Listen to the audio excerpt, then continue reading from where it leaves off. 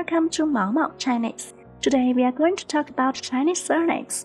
To my surprise, China is the first country to use surnames in the world, and the history of Chinese family names can be traced back to more than 5,000 years ago.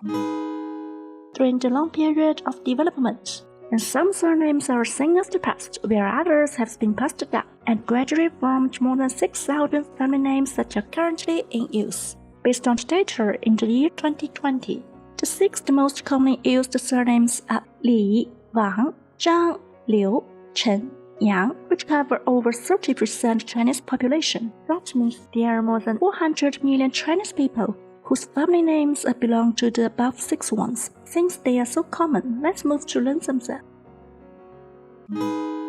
The first most commonly used surname is Li, with a population of over 90 million in China now, and it is the surname with the biggest population in the world as well.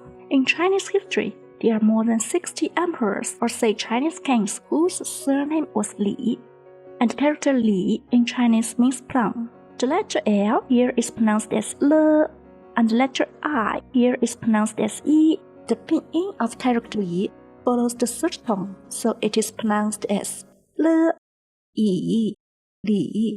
If you would like to, you can follow me. Le, Yi, Li, Le, Yi, Li. In the first episode, we know that once you know the pinyin of a Chinese character, you can tap the character on your smartphone, your tablet, or your PC with the pinyin mode easily. It is same to the character Li. Under the pinyin mode, just tap the letters L and I. Immediately, you will see the character Li is showing on the screen. Alternatively, you can switch to the handwriting mode and try to write it in the following way.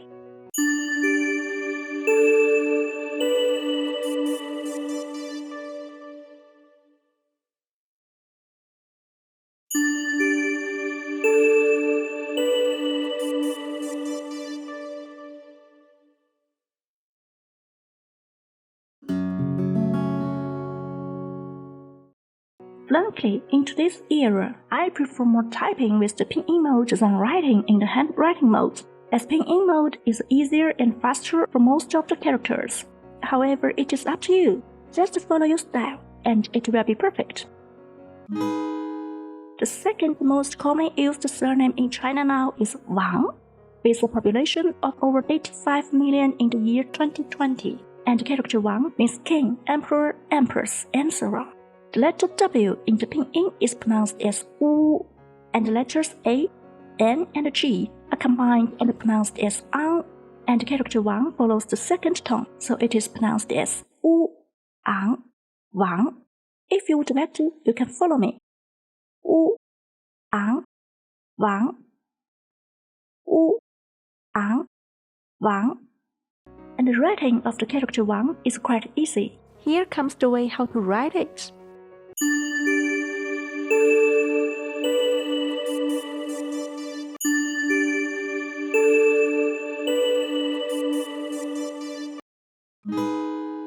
In ancient Chinese history, there were 4 pretty women who were famous for their outstanding beauty, so we call them the 4 great beauties.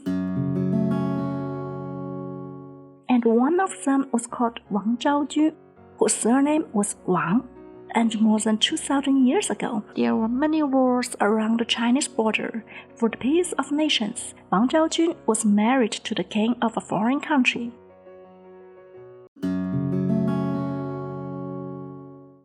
And there was a legend about her beauty.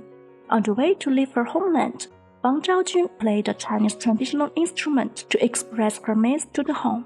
And the wild goose in the sky heard music and then looked at her.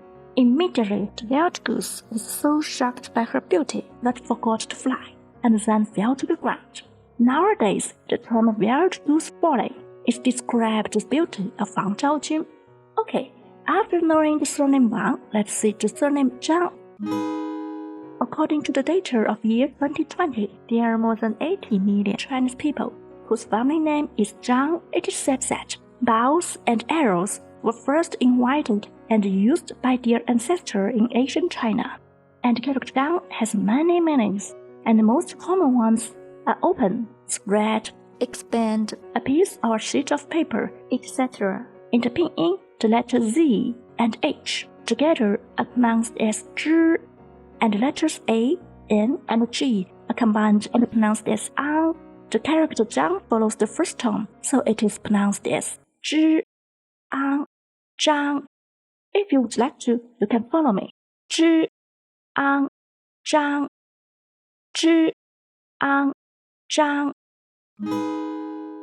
To be honest, it is a bit difficult to write character zhang, but if you would like to, you can have a try on your smartphone in the following way.